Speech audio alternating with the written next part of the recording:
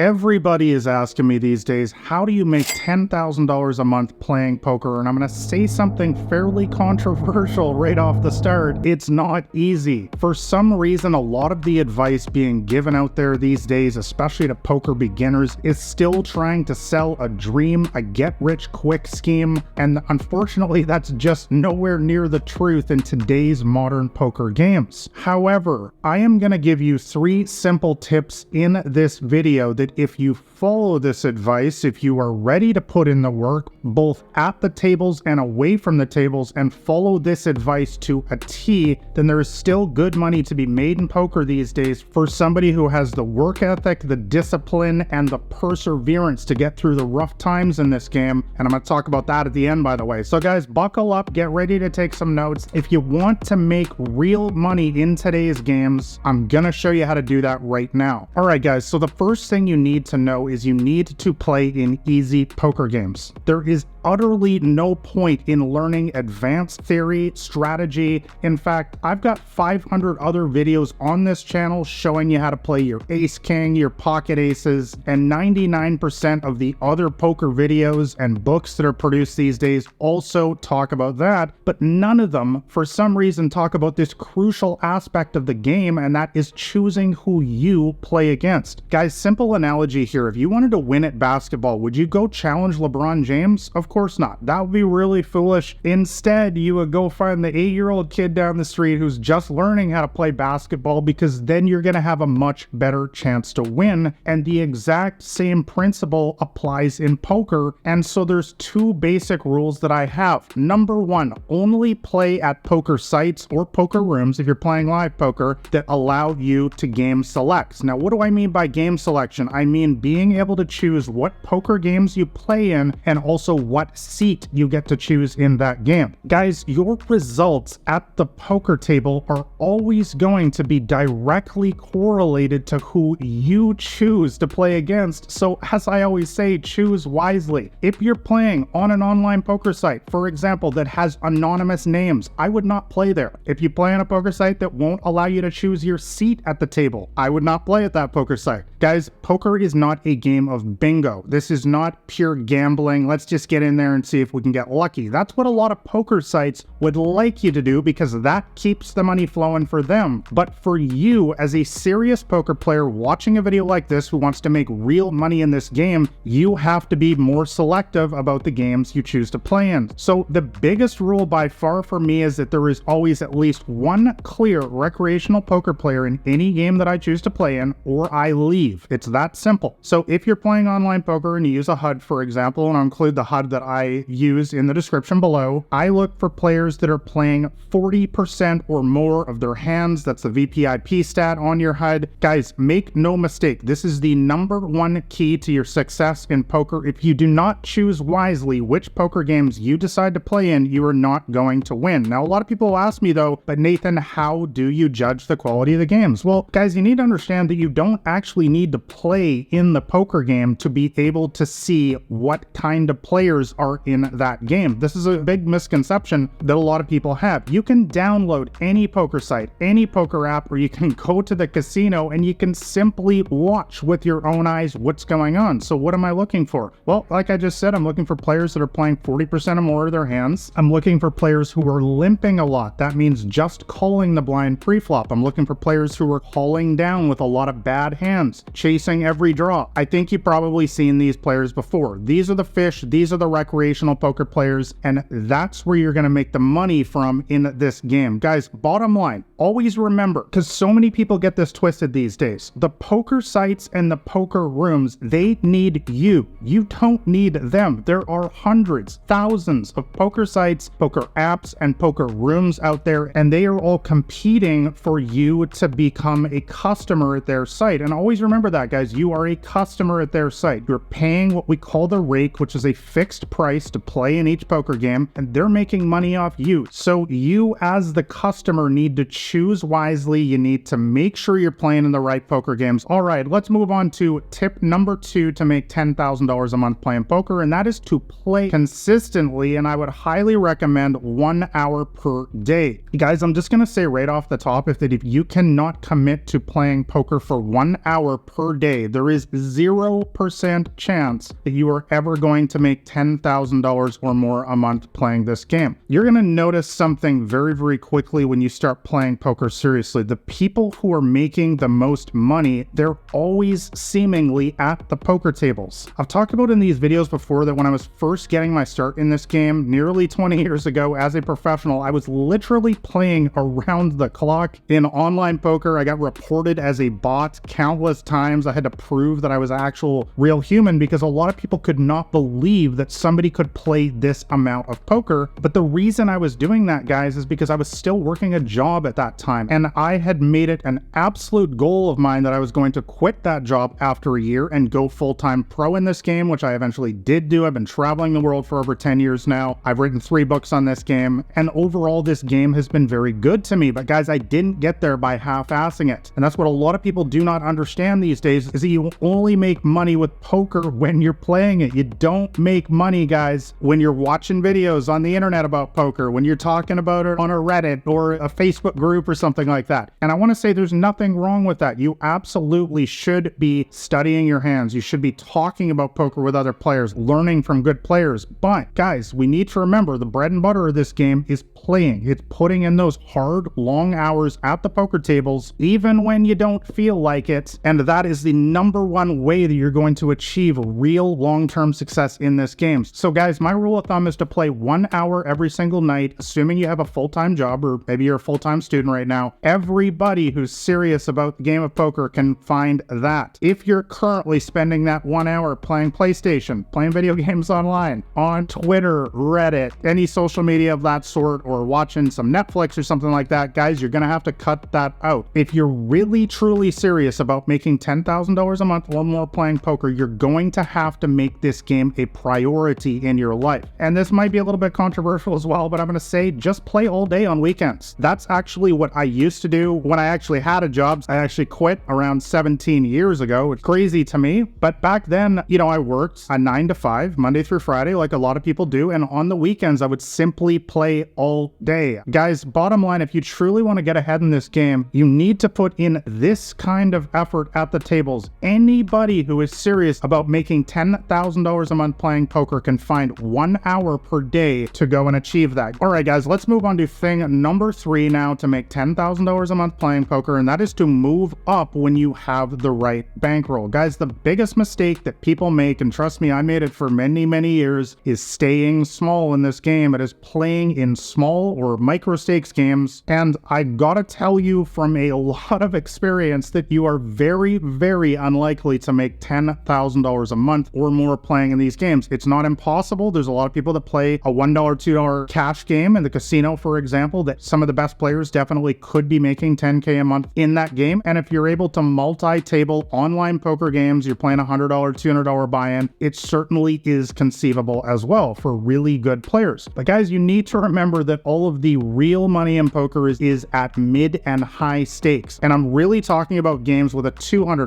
$500, $1,000, $5,000 or more buy-in. These are the games, guys, where you're gonna make the real money. Now, it needs to go without saying that you're going to encounter a lot of really good poker players in those games, including world-class professionals. And that is why it is extremely important that you are applying game selection, which we already talked about off the top. But the biggest thing, guys, you need to keep moving up the stakes. I have a 30 buy-in rule for cash games and a 100 buy-in rule for tournaments. And that basically means when I have 30 buy-ins for the next level of cash games, I move up to that stake. So for example, as soon as I have 30 buy-ins for the next level, say it's $1,000 buy-in, and that would be $30,000, of course, I'm moving up to the $1,000 buy-in. But I use a 100 buy-in rule for tournaments because there is a lot more variance, there's a lot more ups and downs, which basically means less consistent, steady money with tournaments. So I want to have a bigger buffer. Again, if I wanted to move up to the $1,000 buy-in tournaments, I would want to have have $100,000 in my poker bankroll. Now, I know that these are some pretty big numbers. Most of you guys watching these videos play a lot lower stakes, but I just wanted to use some round numbers for you guys to understand what I'm talking about. Now, the other really important thing, guys, is that the opposite is also true. When you fall below that threshold, when you go below $30,000 in that $1,000 cash game, it's time to move down to the $500 game. Once again, this is the biggest mistake that so many people make, is they move up the stakes, but they don't move down. Guys, sometimes it's going to take several shots for you to finally stick at that higher level. It's extremely important that you are able to move down, collect your senses, because you might be a little bit tilty from the losses. You need to retool at the lower stakes, build your bankroll up again, and try again. Guys, I'm going to be honest, even if you do all three of these things in this video to a T, making $10,000 a month or more playing poker these days is not easy. However, I hope that a few of these tips helped. If you guys want to know my entire strategy, by the way, to beat the small and mid stakes games, I do have a free poker cheat sheet, which I'll link up as the top link in the description below. It's totally free. You can read it in an afternoon, and I think that will help some of you guys out who are struggling,